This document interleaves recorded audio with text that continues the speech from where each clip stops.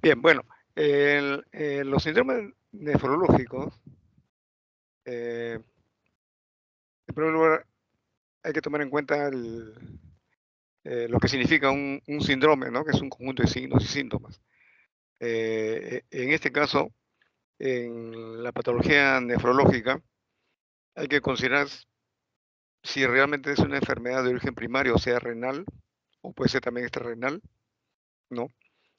Eh, si es sintomático o asintomático, ¿no? La mayor parte son asintomáticos, ¿no? O son manifestaciones mínimas. Sin embargo, es necesario hacer siempre una especie de screening cuando tengamos una sospecha, ¿no? Un- digamos, un alto índice elevado de que sospechemos que hay un problema nefrológico acá, ¿no? Hay que ir rápidamente a hacer una especie de diagnóstico diferencial, ¿no? Si es renal o es extrarrenal, ¿no? Evitar que empiece el paciente a manifestar sus síntomas, ¿no? Porque esto puede significar que la patología ha avanzado ya, ¿no? Algo así como decir, hemos llegado muy tarde ya para el diagnóstico, ¿no?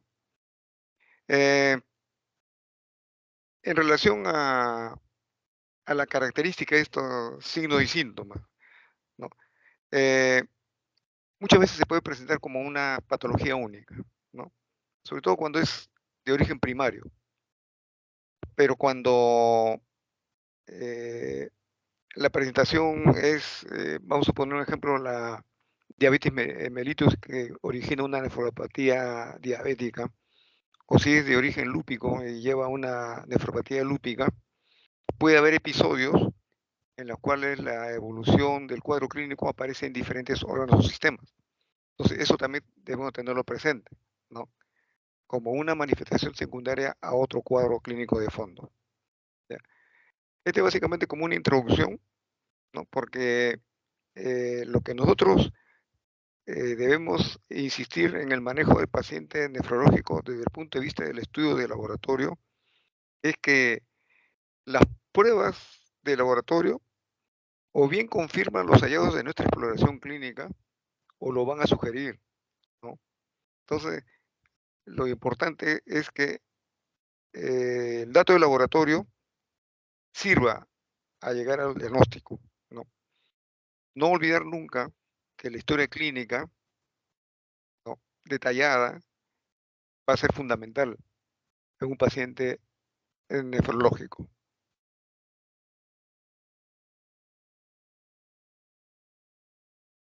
Bueno, estos son los síndromes que nosotros eh, vamos a repasar ahora con estos cuadros clínicos, ¿no? Hematuria, proteinuria, síndrome nefrótico, nefrítico, hipertensión arterial, ¿no? Fracaso renal agudo o falla renal aguda, también le llaman insuficiencia renal aguda. En la literatura podemos encontrar varias designaciones para un mismo cuadro clínico. La enfermedad renal crónica, las tubulopatías, para lo cual es necesario recordar, ¿no? Cómo es la fisiología en pacientes desde el momento en que hay un filtrado glomerular, ¿no? Cómo se van a comportar a través del túbulo contorneado proximal, el ACG y el tubo contorneado distal. Este es el primer caso. Observen ustedes a un varón, ¿no? De 35 años de edad que consulta por tener, miren, miren lo que manifiesta el paciente, ¿no? Eh, una orina de color Coca-Cola, dice, ¿no? Ya imagínense ustedes, ¿no? Bueno, en la exploración física, lo único que encontramos fue presión arterial 130 con 75 milímetros de mercurio, presión arterial, ¿no? En cuanto al análisis bioquímico, miren, la sangre de glucosa, 100 miligramos por decilitro, urea, 35 miligramos por decilitro, creatinina, 1.2 miligramos por decilitro, sodio, 138 milimol por litro, potasio 4.2, ¿no?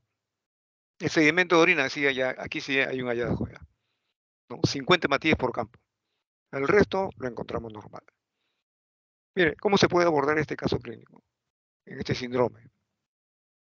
primer lugar, sospechar casos asintomáticos y confirmar si se trata de una falsa hematuria o una patología ginecológica, ¿no? Por ejemplo, en la dama, por ejemplo, puede ser que haya una contaminación con sangre menstrual, ¿no?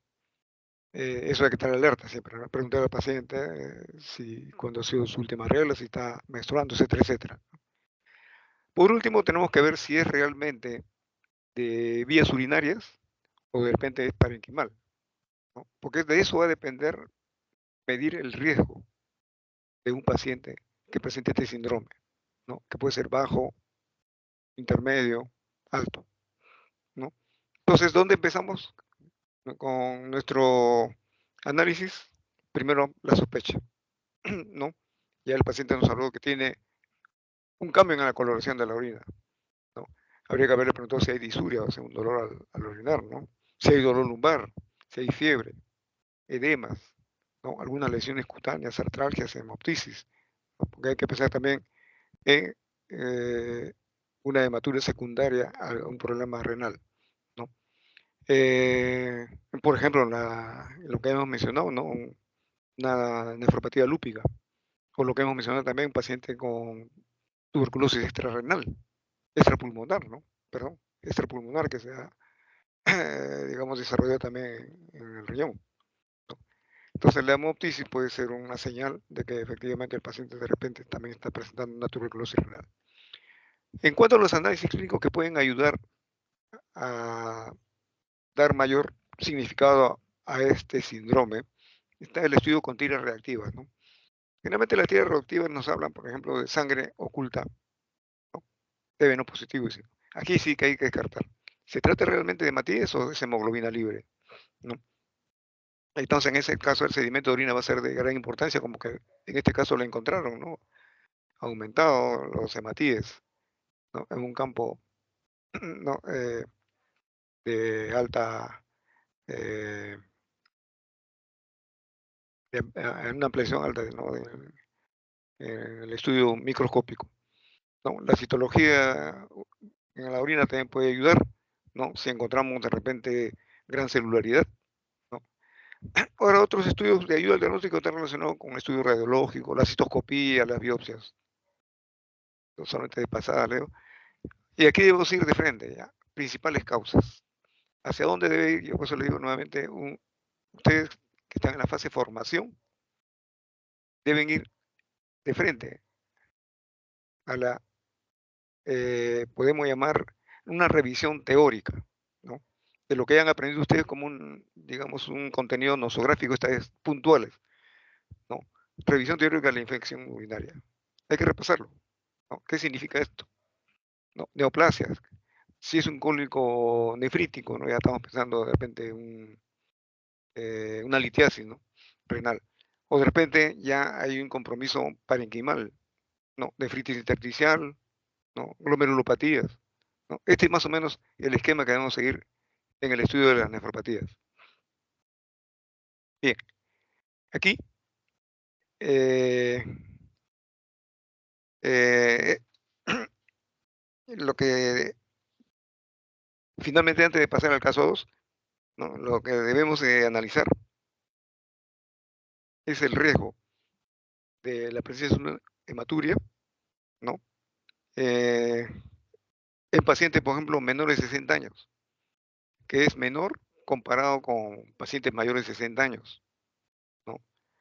Y esto lo relaciona con qué? Con probabilidades de neoplasia. Estamos hablando todavía del primer caso, por si acaso, ¿ya? Entonces, la línea de corte es pacientes de 60 años. Menores de 60 años, alejar un poco la probabilidad que haya una neoplasia para que haya producido la hematuria del caso anterior que hemos visto, ¿no? Si es mayor de 60 años, sí, el riesgo es elevado. Lo mismo va a suceder con pacientes fumadores, ¿no? O no fumadores. Bien. Entonces, eh, ¿cómo podemos definir el riesgo bajo? Si hemos ya establecido que es una hematuria de origen vesical, ¿no? Vejiga, ¿no? Presencia de algún quiste renal, ¿no? Litiasis, ¿no? O un problema anatómico, sobre todo en niños, ¿no? La duplicidad del uréter, ¿no? Un riesgo intermedio, ¿a qué se refiere en este caso? Bueno, en este caso hay que pensar, ¿no? De repente estamos sospechando de una infección. Entonces el riesgo se eleva porque si es que estamos ante un caso de pielonefritis. Infección ya a nivel de parénquima renal. O una prostatitis en varones, ¿no? Ahí sí el riesgo se va a elevar, pasa a un riesgo intermedio, vamos a decirlo así, ¿no? Una glomerulonefritis o una patología vascular, por ejemplo, ¿no? Necrosis papilar, ¿no? La patología vascular se refiere básicamente de repente hay formación de trombosis venosas. El riesgo alto, ya como hemos mencionado anteriormente, la presencia de una neoplasia. Paciente mayor de 60 años con una probable lesión a nivel de, si es varón, ¿no? Eh, se puede relacionar con un adenocarcinoma, adenocarcinoma de próstata, ¿no? O de repente un infarto renal, traumatismo, coagulopatías, ¿no? Que pueden estar alterando también la irrigación a nivel renal, ¿no? Esto es un riesgo elevado. Entonces es importante también recordar, entonces, digamos, en el estudio de los síndromes, el nivel de riesgo, ¿no? Eh, ¿Qué más podemos decir? Por ejemplo, una enfermedad renal crónica también es una hematuria persistente. Es otra situación de sospechas a partir de un síndrome de qué podría tratarse, qué cuadro clínico puede tratarse, ¿no? La presencia de hematuria con cilindros hemáticos, ¿no? Y proteinuria, presencia de proteinuria en la orina, ya nos habla de una afectación a nivel de filtrado glomerular, ¿ya? Entonces, recordar, miren, los signos de alarma que debemos obligatoriamente tomar en cuenta al momento de encontrar este síndrome, ¿no? Como único síndrome, ¿no? La hematuria. Bueno, pasemos al siguiente caso. A ver, hombre de 60 años de edad que consulta por edemas progresivos en miembros inferiores. Ya, mire, ya estamos hablando de edemas desde hace un mes. Su orina dice, viene con mucha espuma, él mismo lo dice, ¿no? En cuanto a los antecedentes que encontramos en este paciente, hipertensión de hace 10 años, tratamiento con alodipino, bueno, es un antihipertensivo, 10 miligramos al día. Ocasionalmente toma antiinflamatorios no esteroideos por dolor de tipo artrósico, ¿no? Y el análisis bioquímico que encontramos, glucosa 98, urea 40, creatinina 0,9, ambos medidas en miligramos por decilitro. Sodio 138, potasio 4,2, ambos medidos en milimol por litro, ¿no? Potasio ligeramente incrementado, ¿no? La orina con un sedimento normal, pero encontramos aquí, miren, proteinuria, 200 miligramos por decilitro, ¿no? Está todavía dentro de los valores normales, pero está llegando al límite superior. Bien, entonces también volviendo a nuestro enfoque tradicional, ¿no? Es- mire, la proteinuria es mayor a 150 miligramos en orina de 24 horas, y si es así, la proteinuria está llegando a 30 miligramos, albuminuria nada más, ¿ah? En orina 24 horas, entonces definitivamente estamos en una patología. Recordar siempre el rango nefrótico, ya, si es mayor a 3,5 gramos en orina de 24 horas, o albuminuria mayor a 2.200 miligramos en orina de 24 horas, ¿no?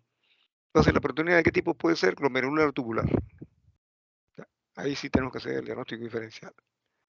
Eh, la sobrecarga ortostática o transitoria. La sospecha, lo que dijo el paciente, orina espumosa. Definitivamente nos orientamos a esta situación, ¿no? La tira reactiva también nos va a dar la información. Lo que a nosotros nos interesa es el cociente albúmina creatinina en la muestra de orina, ¿no? Principales causas: diabetes mellitus o glomerulopatías. Esto es lo que nosotros debemos analizar. Miren, acá hay otra situación, ¿ya? Eh,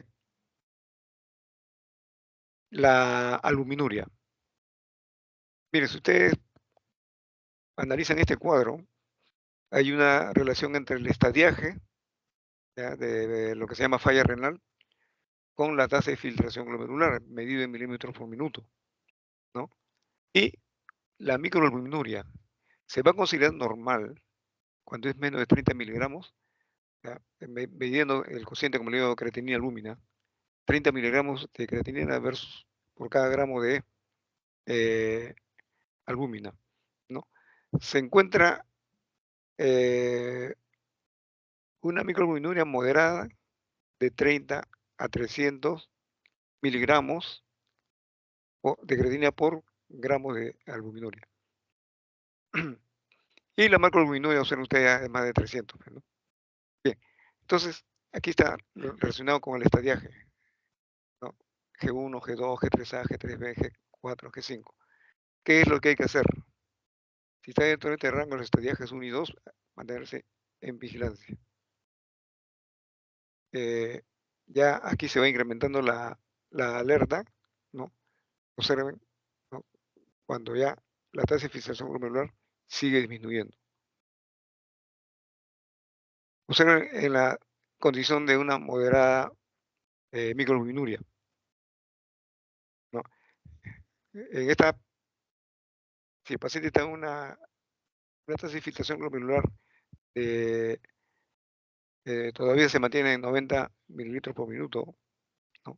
O está en 89 a 60, ¿no? Con una excreción moderada de microalbuminuria que va entre 30 a 300, hay que mantenerse en una situación de vigilancia, ¿no? Siempre en la perspectiva de que esto se va a ir agravando más rápidamente que el anterior, ¿no? Y así sucesivamente. Entonces, este cuadro, repito, correlaciona, ¿no? La excreción de microalbuminuria, ¿no? Si es normal, moderada o severa, con la tasa de filtración glomerular. ¿Y cuál es el pronóstico en este caso? Una proteína entonces mayor a 3.5 gramos en orina 24 horas, eso es definitivamente un síndrome nefrótico, ¿no? Eh, bueno, la presencia de edemas, hipoalbuminemia, hiperlipemia como estado compensatorio, ¿no? De, de esta pérdida de proteínas, ¿no? Nos va a permitir, ¿no? Establecer ya la diferenciación entre un síndrome nefrótico y una proteína que todavía se mantiene en el rango nefrótico, ¿no? Por ejemplo, una proteína nefrótica sin los otros componentes del llamado síndrome nefrótico. ¿A dónde nos puede orientar? A sospechar una diabetes que está en evolución, ya está afectando ya la función glomerular, ¿no? O en la glomerulonefritis esclerosante y focalizada. Entonces, son las principales causas a tomar en cuenta, ¿no? Entonces, es importante recordar, ¿no? Los edemas que habitualmente se localizan en miembros inferiores, ¿no? Que también pueden aparecer en párpados, ¿no? Sobre todo cuando el paciente ha permanecido mucho tiempo en la posición de cúbito, descansando, ¿no? Eh, como pocos análisis, la orina de 24 horas puede ayudar rápidamente a una determinación, ¿no? De la proteinuria, sus características, para hacer el diagnóstico diferencial, ¿no? Y también para emplear técnicas de electroforesis.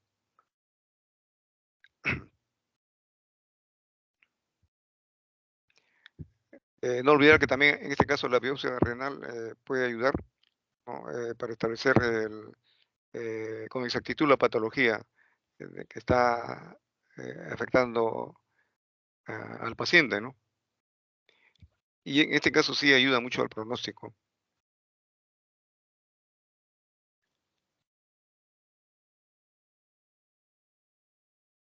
Bueno, el caso clínico 3. En el caso clínico 3, bueno, tenemos a una paciente, 20 años de edad, consulta por cefalea, edemas progresivos en miembros inferiores, ¿no? Hace 4 días, orina oscura habla como agua de lavado de carne, ¿no? A la exploración encontramos presión arterial 150/95 milímetros de mercurio. En sangre, hemoglobina de 9 gramos por decilitro, el paciente anémico, ¿no?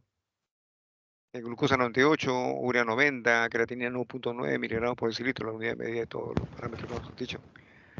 El sodio 138 milimol por litro, potasio 4.2 milimol por litro.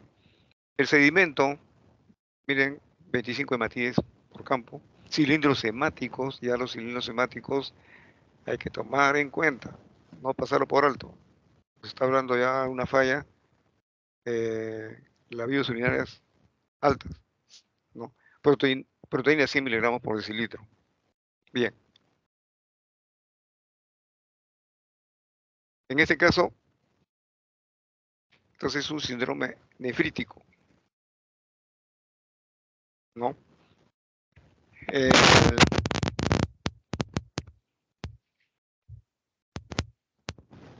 en este caso que tenemos edemas, oliguria, hipertensión arterial, ¿no? Proteinuria, hematuria, disminución del filtrado glomerular. Entonces aquí, ¿de dónde empezamos la sospecha? Desde el punto de vista de un paciente con edema, ¿no? Oliguria, hipertensión. ¿A qué nos conduce esto? A las siguientes exploraciones. Primero, los sedimentos, ¿no? Y las anormalidades que podemos encontrar, ¿no? La serología, el estudio serológico inmunológico, ¿no? Nos ayuda también otros procedimientos de ayuda al diagnóstico, como es la ecografía renal, la biopsia, ¿no?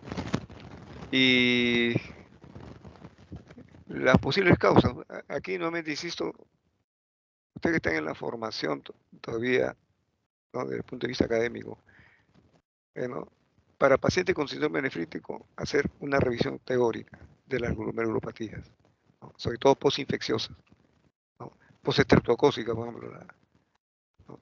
O las primarias, de origen netamente renal, o secundarias como el lupus eritematoso sistémico, ¿no?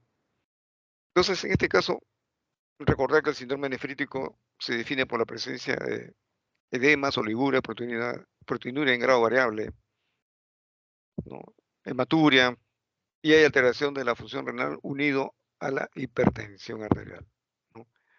En cuanto a la forma de inicio, bueno, pensar siempre que puede ser brusco o progresivo, cualquiera de los dos, ¿no? Y aquí, nuevamente insisto, es importante solicitar un estudio de sedimento urinario, ¿no?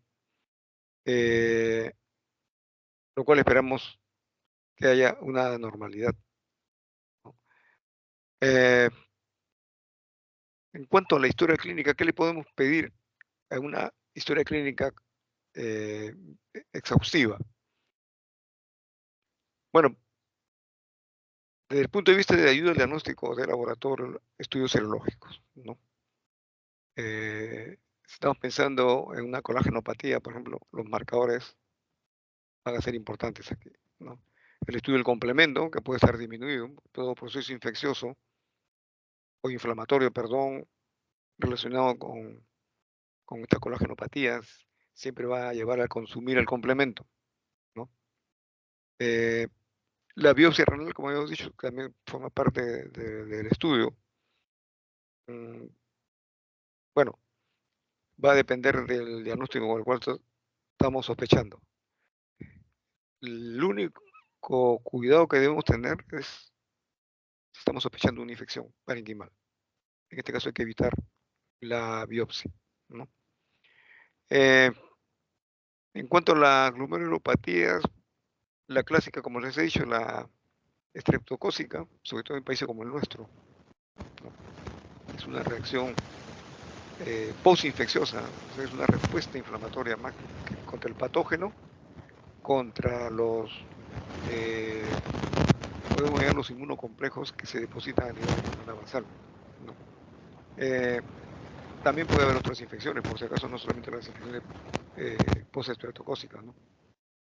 En cuanto a las glomerulopatías primarias, una nefropatía debido a la inmunoglobulina A, puede ser rápidamente progresiva. Y la secundaria que estamos hablando es el clásico síndrome que presenta con una nefritis lúpica.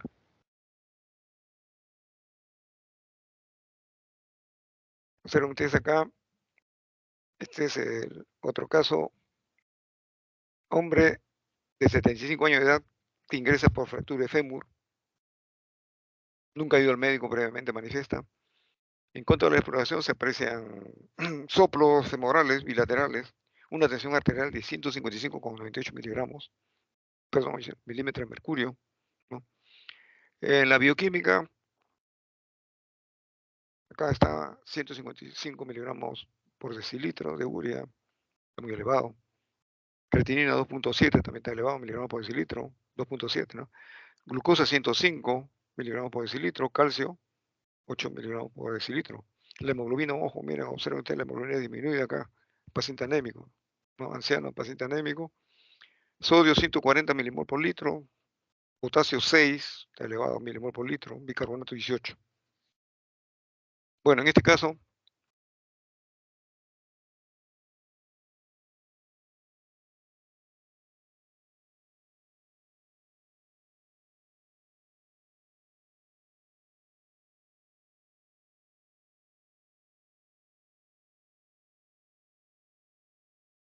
perdón, este es el caso clínico 5, ¿no?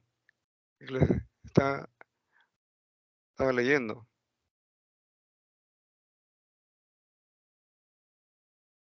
Ahora, a ver, un momentito, un momentito.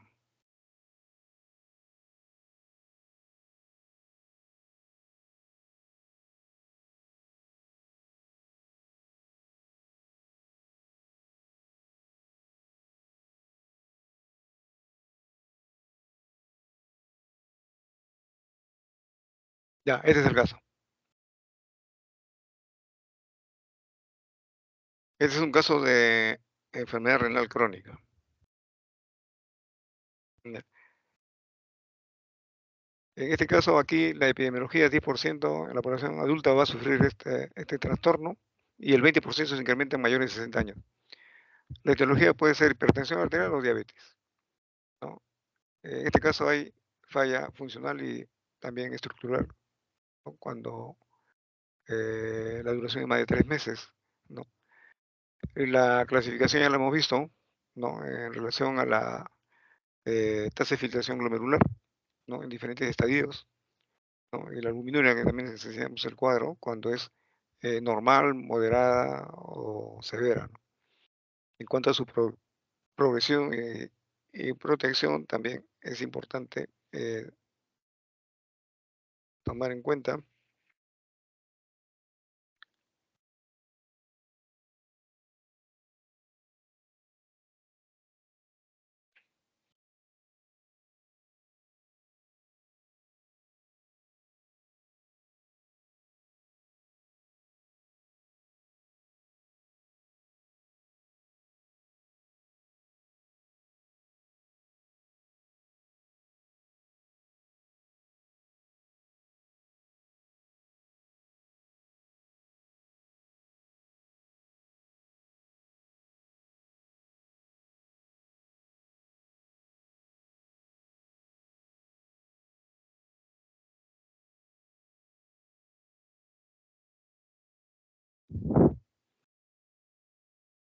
Ya, acá tenemos el caso que queda pendiente. Este es un varón de 55 años, ¿no? Diagnosticado con hipertensión arterial, no. Bueno, tras una revisión rutinaria por la empresa, se encuentra con hipertensión. De hace 2 años en tratamiento con Nosartran 50 miligramos cada 24 horas. Sin embargo, no logra normalizar esta presión, ¿no? Cuando se toman medidas higiénico-dietéticas. Refiere que hace 2 días, sensación de mareo, cefalea occipital, le atribuye al estrés en el trabajo. Eh, Se queja de que orina mucho, ¿no? El pronto informa que hace una semana, coincidiendo con una lesión en la rodilla, comenzó a tomar antiinflamatorios no esteroideos. Al explorarlo se encuentra la hipertensión 220 con 110 milímetros de mercurio. Pues acá, este es el caso de hipertensión arterial, la sospecha es cefalea o mareos, ¿no? Las exploraciones que hay que hacer acá, básicamente, están relacionados con un monitoreo ambulatorio, no necesita hospitalización, ¿no? Eh, en este caso, la finalidad del monitoreo ambulatorio obliga a hacer un control, ¿no? Eh, es lo que a veces le llaman, si se trata de repente de una hipertensión enmascarada, ¿no? En el sentido que apenas el paciente ingresa a un centro hospitalario, hay una situación de estrés, ¿no? Y se produce esta hipertensión. El paciente va a su domicilio y se siente mejor, ¿no? Va a su trabajo, sí, nuevamente viene el estrés, nuevamente la hipertensión y así sucesivamente, ¿no? Bien, el- en la mayoría de los casos, la hipertensión muchas veces es asintomática, ¿ya? Y también requiere entonces también hacer estudios de screening, ¿no? Lo importante para medir la hipertensión por estrés es hacerlo en su domicilio, ¿no? Donde el paciente generalmente está mucho más tranquilo, ¿no? Pero también en un consultorio, en su centro de trabajo, en donde el paciente está en estrés. Eso nos permite inmediatamente relacionar el estrés relacionado con la hipertensión, ¿no? Eh, bueno, en cuanto a los otros estudios desde el punto de vista clínico, ¿no? Fondo de ojo, electrocardiograma son importantes, ¿no? Pero los análisis de sangre, aquí sí, nosotros tenemos que tomar bastante atención eh, para el paciente, ¿no?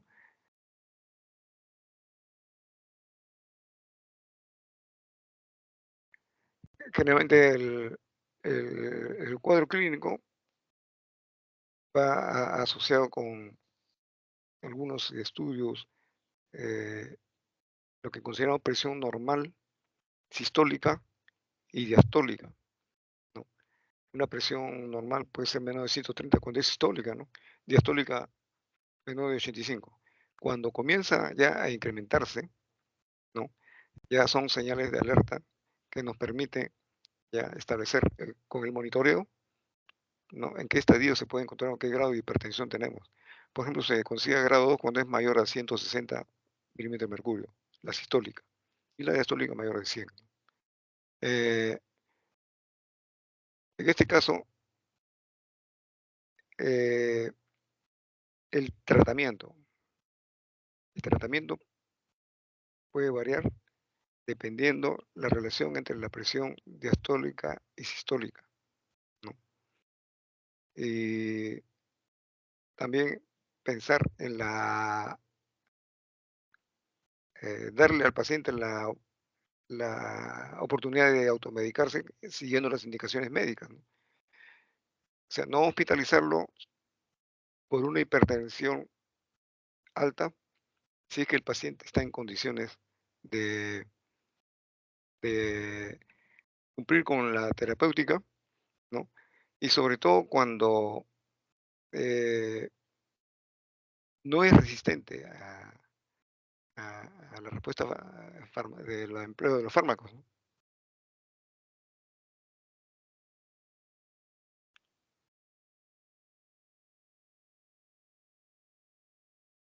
El otro caso es acá una mujer de 75 años de edad fue hospitalizada por presentar colicitis aguda, ojo, estamos hablando de un cálculo, ¿no? Antecedentes de dislipidemia, alteración en el metabolismo de los lípidos e hipertensión arterial. La presión arterial está en 145/85. Bueno, el tratamiento con simvastatina, 10 miligramos en enalapril, ¿no? El estudio bioquímico, 50 miligramos por decilitro de urea, creatinina 0,8, no está muy elevado, ¿no? Glucosa 110 miligramos por decilitro, hemoglobina, para la edad del paciente 12,5 gramos por decilitro, está normal. sodio 140, potasio 4.3 milimoles por litro.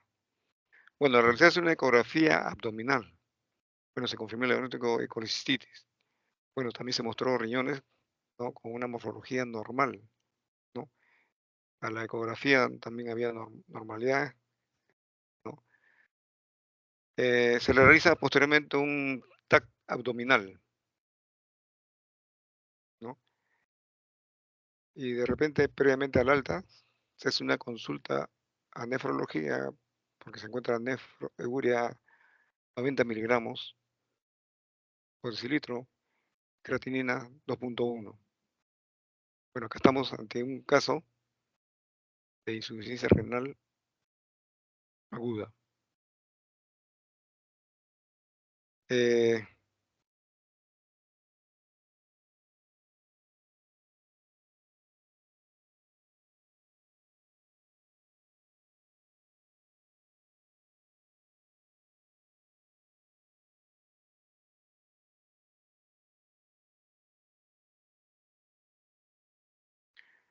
bueno, en ese caso, ¿cómo sospechar insuficiencia renal aguda? Primero, pensar en la clasificación desde el punto de vista fisiopatológico, ¿no? ¿Es prerrenal el caso? ¿Es renal o parenquimatoso? ¿Es lo mismo? ¿O es posrenal? Prerrenal en este caso, paciente deshidratado, pensar. Paciente de una hemorragia aguda, ¿no? Si es renal, ya estamos hablando de un problema esencial, ¿no? Falla renal, parenquimatoso. Si es posrenal, litiasis renal o un proceso expansivo que pueda estar obstruyendo las vías de evacuación de orina, ¿no? Obstructivo. Requiere tratamiento ambulatorio versus hospitalización. También hay que pensar al momento de ponderar el tratamiento a seguir. Los signos de alarma definitivamente lo van a dar las alteraciones urinarias, ¿no? Bien, aquí tenemos algunos índices urinarios para detectar si es falla renal, prerrenal, perdón, o una nefrosis tubular aguda. Miren, la, eh, la excreción del sodio, la fracción de excreción de sodio, ¿no?, que se determina entre el sodio urinario versus la creatinina, ¿no?, dividido entre el sodio, ¿no?, digamos, de sangre, en concentración, versus la creatinina urinaria, multiplicado por C. Si es menor a 1, es prerrenal. Si es mayor de 2, pensar ya en una falla renal, pero que tiene que ver ya con estructuras mucho más altas, como la nefrosis tubular aguda, por ejemplo, ¿no? La concentración de sodio en orina media en milimoles por litro. En la prerrenal es menos de 20. La necrosis tubular aguda mayor a 40. Creatinina. La relación creatinina en orina versus plasma. Prerrenal mayor de 20. Necrosis tubular aguda menor de 15. La relación urea, concentración de urea en orina versus plasma mayor a 10 en prerrenal, menor a 10 en necrosis tubular aguda. La osmolaridad urinaria, cuando es prerrenal mayor de 400, ¿no? En cambio, en la nefrosis tubular aguda menor a 350, ¿no? El índice de falla renal, ¿no?, en la prerrenal menor a 1, la necrosis tubular aguda mayor a 2.5. Entonces son datos que eh, ayudan a establecer el- la naturaleza del caso de pacientes con sospecha de falla renal. Bueno, este lo vimos.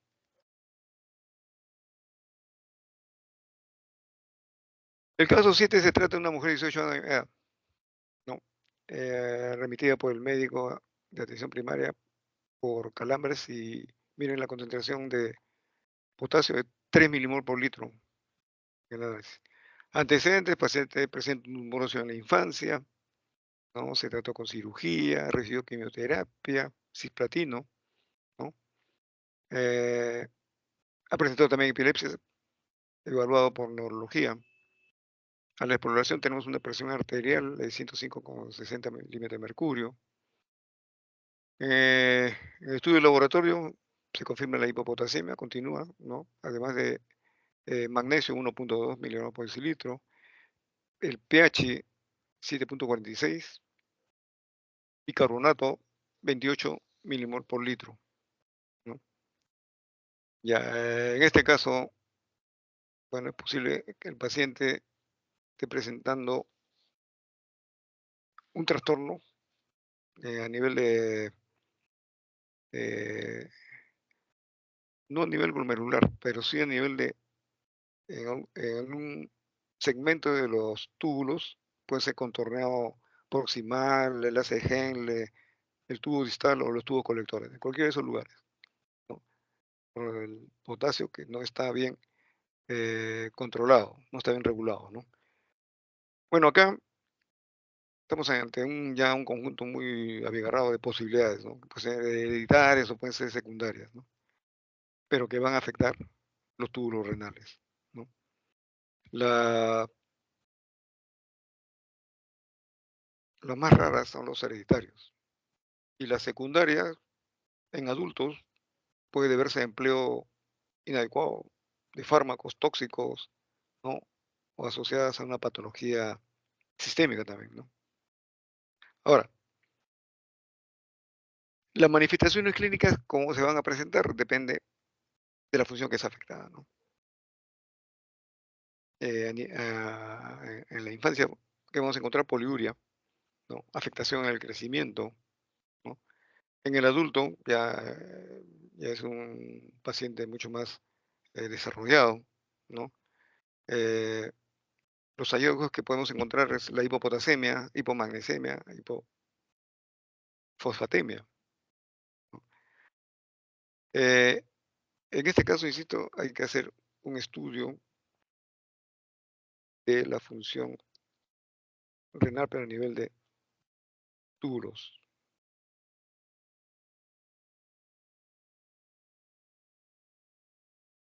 Caso clínico 8. En este caso se remite, se hace una consulta, ¿no? De un centro sanitario de una paciente institucionalizada, o sea, que está internada en ese nosocomio, ¿no? Se trata de una mujer de 85 años, asintomática, bien portadora de sonda vesical. Desde hace 10 días, tras ser atendida en urgencias, tiene un cultivo de orina de control de un recuento de, a ver, acá es mayor de 10, a ver, acá, dícele que está mal tipeado esto, dícele que es unidad formada de colonia, no dice cuánto. El facultativo que la atiende nos plantea las siguientes cuestiones. Se inicia tratamiento antibiótico, se hace un nuevo cultivo de orina de control. En caso afirmativo, ¿se puede recoger la muestra de la bolsa colectora? Miren, esas son preguntas que hay que hacerse. Entonces, el,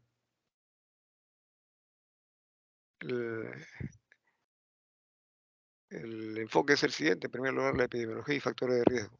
Se trata de una paciente anciana, ¿no? En la cual tiene la sonda vesical. Los factores de riesgo, ya, lo que habíamos dicho en la infección urinaria, o sea, que en la clase teórica, ¿se acuerdan? Hablamos, ¿es infección complicada o no complicada? Recurrente, asociada a catéter, ¿no? Bacteriuria asintomática. Recordemos que las pacientes de esta edad muchas veces no van a presentar fiebre,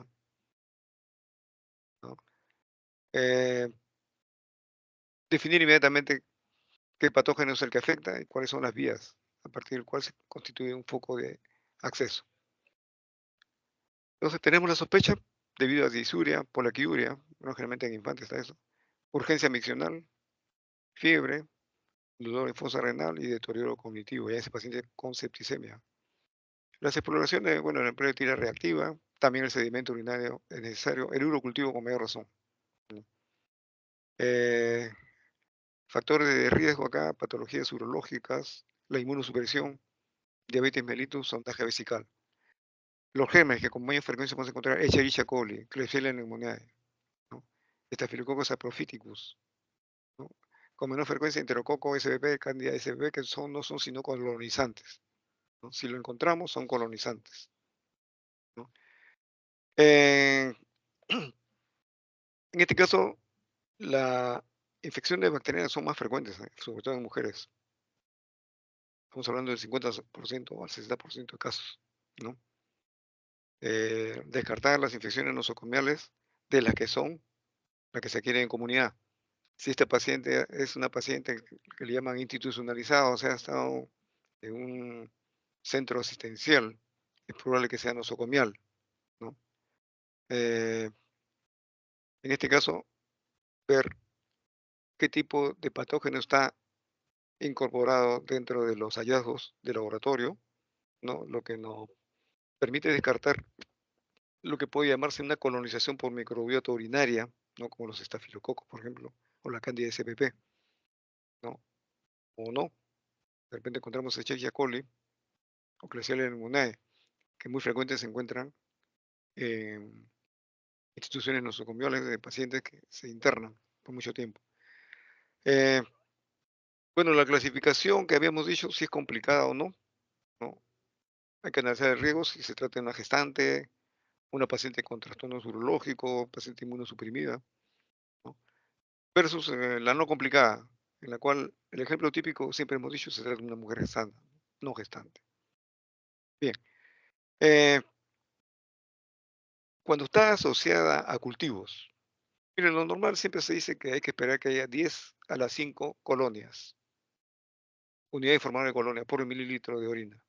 Bueno, pero cuando el paciente tiene catéter, basta con que sea 10 al cubo y ya, sospechar que ese es el factor, ¿no? Que está produciendo un proceso infeccioso, ¿no? Eh, en este caso, lo que hay que hacer, primero, si el paciente eh, que ha dicho ahí tiene más de 10, hay que hacer un cambio de catéter, ¿no? Y ahí es importante también hacer un estudio de resistencia a los antibióticos de los patógenos que pudiéramos encontrar. Eh, ¿Qué más podríamos acá decir? Recordar, el Escherichia coli es el patógeno que con mayor frecuencia vamos a encontrar, por si acaso, ¿ya? Tanto en los casos de pacientes complicadas como no complicadas, ¿no? Eh, ¿Que se puede producir una infección por alguna otra vía? Sí, cualquiera de los patógenos que les he mencionado. Klebsiella pneumoniae, el Staphylococcus aureus, el Staphylococcus saprophyticus, ¿no? Candida CSP, cualquiera de ellos puede ser, utilizando la vía hematógena, por ejemplo, ¿no? Entonces, acá es importante iniciar un tratamiento, ¿no?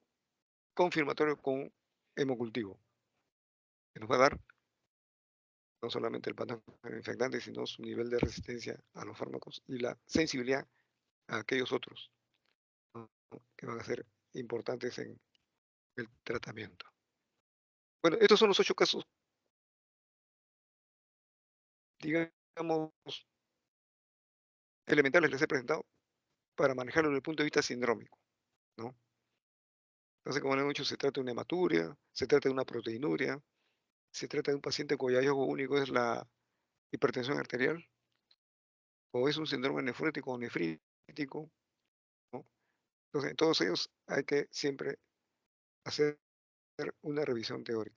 Pero primero, encontrar cuál es el hallazgo más importante que nos lleva a una sospecha. Dos, las pruebas de laboratorio que nos van a venir en este caso en ayuda para aclarar lo que estamos sospechando frente a este síndrome, ¿no? Y por último, ¿no? Una revisión teórica de los cuadros clínicos que pueden producir o pueden acompañar con este síndrome. Finalmente, algunos mensajes en clave que es importante acá. La historia clínica es importante en un enfermo nefrológico. No descartar los antecedentes, ¿no? Poner énfasis en la evolución de los síntomas, ¿no? Y particular importancia el uso de fármacos, sobre todo esos pacientes automedicados. Muchas patologías asintomáticas, ¿no? Vamos a encontrarlo en estos pacientes. Entonces, aquí sí requerimos agudizar mucho la sospecha clínica al diagnosticarlas. Y la única manera de llegar a este nivel de sospecha clínica es mirando pacientes, no hay otra forma. Desde ahora ustedes tienen que hacer historias clínicas y van a agudizar su sospecha clínica. No dejarla de aquí hasta que dejen de ser médicos. Bueno, nunca se deja ser médico una vez que hemos agarrado la carrera. Las pruebas elementales, sedimento de orina, determinación de potasio, ¿no? Nos pueden alertar de la presencia de patologías graves, ¿no? Como la glomerulonefritis, vasculitis, de elevado riesgo para el paciente, ¿no? Paciente con oliguria, por ejemplo, que puede evolucionar rápidamente en anuria. Solamente la orina, ¿eh? Y ahí es importante, como se dice, mirar ese resultado con ojos de ver, no pasarlo por alto. Repito, la presencia de cilindros, la presencia de células, eso hay que poner en alerta, porque se trata ya de un trastorno, una patología a nivel de segmentos altos de las vías urinarias, parénquima renal,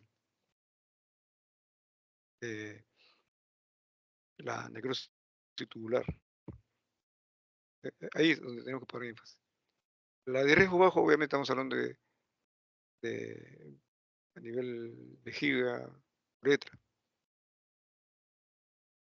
pero puede sí convertirse en un foco para sepsis. No hay que llegar a esa fase. Bien. Considera también que la mayor parte de las enfermedades van a tener un componente o base de tipo vascular. Se va a afectar. Bien. ¿Hasta aquí alguna pregunta?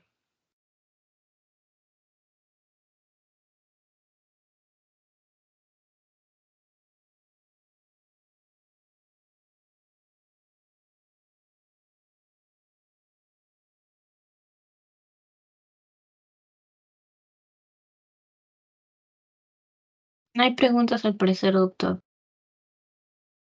La recomendación que les doy, miren, estos pequeños casos que les he dado, repásenlo desde el punto de vista de la teoría.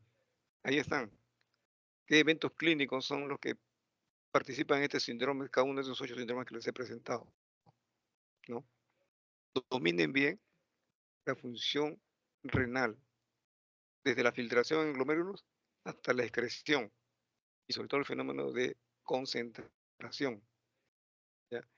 Y sobre esta base, después a lo que hemos hecho en la clase teórica, ¿ya? La importancia, ¿no?, de las pruebas de laboratorio desde el punto de vista nefrológico y la importancia de pacientes con infección urinaria, cómo manejar a este tipo de pacientes. Repito, estos son solamente unos pequeños, podemos llamar tips, pero que ustedes, están en ustedes, van a ustedes el profundizar cada uno de estos casos clínicos. Se van a volver a encontrar y con diferentes presentaciones a veces. Bien, entonces esto sería ya la parte de semiología renal desde el punto de vista del laboratorio. Bien, bueno, con ustedes, entonces, muy buenas tardes. Doctor, sí, antes que se retire, doctor, ¿usted me podría enviar sus PPTs de las clases de patología y también del caso clínico, por favor? Ya, muy bien. Sí, de No, veras, sí. no les pasé la primera parte, ¿no? No, no me llegó a pasar, doctor. Ni la clase 2 tampoco, ¿no? No, no, no, Ya, tampoco. Todas las PPT, por favor, doctor. ya, en este mismo enlace lo voy a enviar, ¿ya? Está bien, doctor, muchas gracias.